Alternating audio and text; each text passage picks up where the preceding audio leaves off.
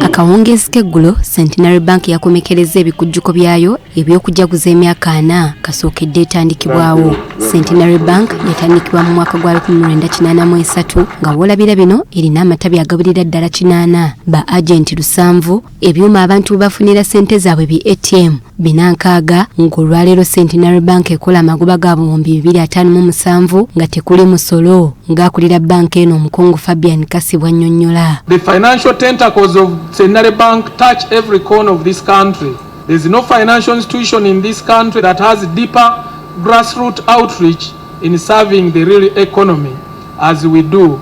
Bw'abadde attottula embeera Centenary Bank mweyise, ssentebe wa Centenary Group Professor John Dumba Sentamu agamba nti bayise mu bisoomoozo bingi naddala nga kyejja etandikibwewo kyokka nga bagenze bavuunuka ebisinga obungi. After the testing period, Centenary Bank went through a number of trials, challenges, which almost led to the collapse of the zero debt.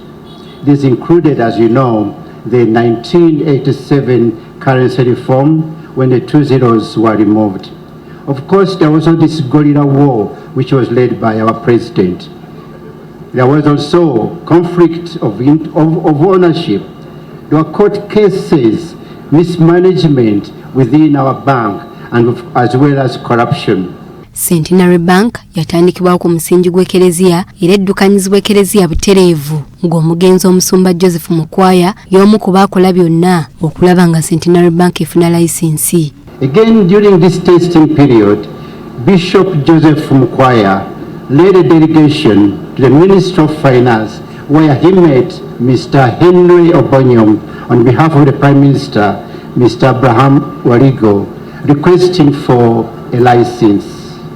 And thereafter, Mr. Henry Obonyom issued an operating license to Cerudet as a credit institution.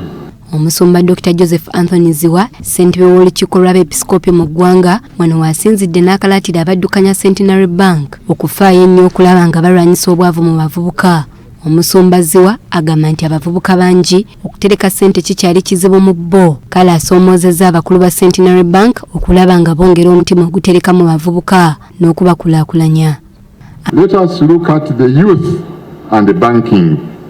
At first glance, young people are relatively unappealing market for banking due to their limited income.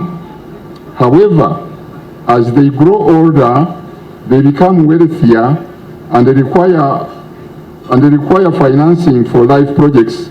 Amyuka akulira bank enkulu Dr. Michael Atingi Ego asabye abakulu ba Centenary Bank okwongera okussa obuyiiya ne teknologiya mu bantu be bakwasizaako okutumbula emirimu gyabwe. Let us heed the African proverb, quote, if you want to go fast, you go alone.